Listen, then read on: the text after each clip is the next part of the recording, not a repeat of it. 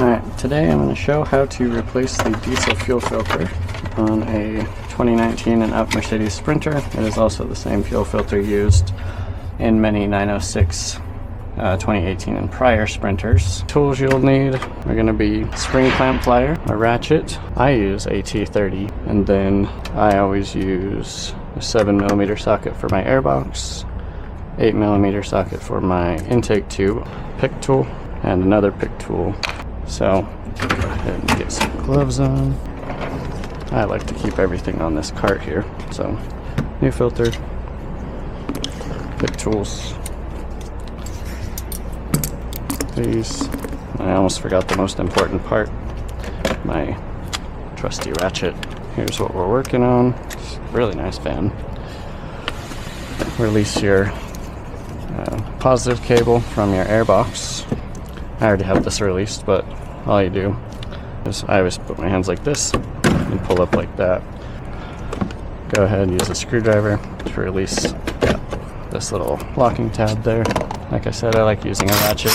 You can use a flathead screwdriver for that. Change out for your 8mm socket. So release your intake tube like that. You push out this crankcase breather. Put this up out of the way. I like a lot of light.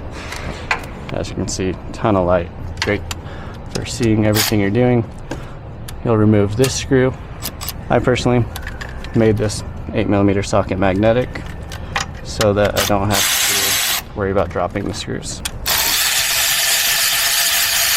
Get that out of the way, tuck it up like that. So now you got things like this. This is where the first pick tool comes in handy. So I'll go into the clamp like this. So I just kind of go into it, give it a quick rotate. That releases the clamp. I always move the hose clamp all the way back. It makes getting the hoses off a lot easier. Same thing on this one, as you can see there. Now I should be able to get it back.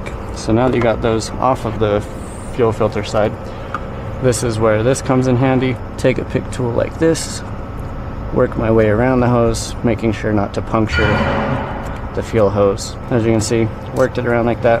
I always tuck this fuel line right there. One thing to be extra cautious about is when removing this hose, to not slip off and hit this hose right here. This is a hard plastic T, so just to avoid any issues, try not to break this. I have broke it before when I first started doing these. And then same thing over here on the other fuel line.